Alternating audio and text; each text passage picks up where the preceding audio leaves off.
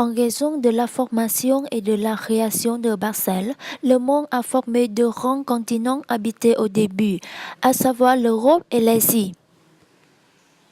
Les parties restantes du continent abritent souvent de nombreux tribus, minorités ethniques et ne sont connues qu'après le Xe siècle. Pour cette raison, le monde a progressivement formé deux courants principaux de culture, l'Est et l'Ouest. L'Orient et l'Occident ont toujours des conceptions de la vie très différentes, on va découvrir.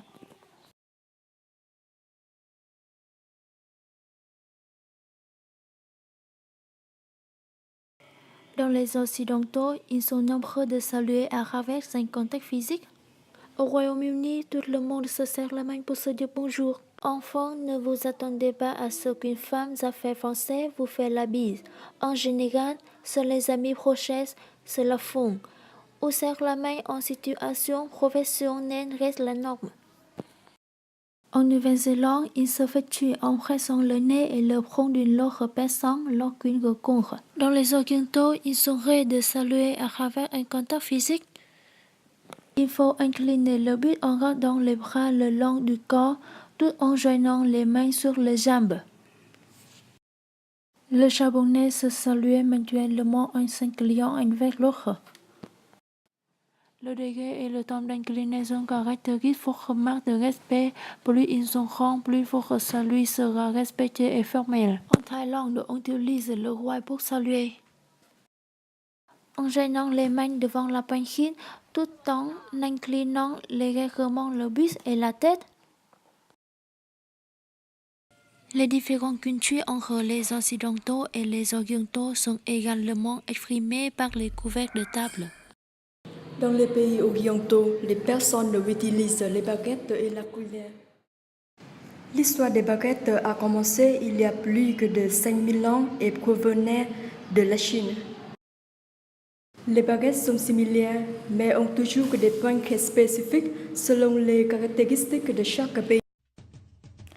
Avec un ensemble de cuillères, baguette peut être utilisée pour tout repas.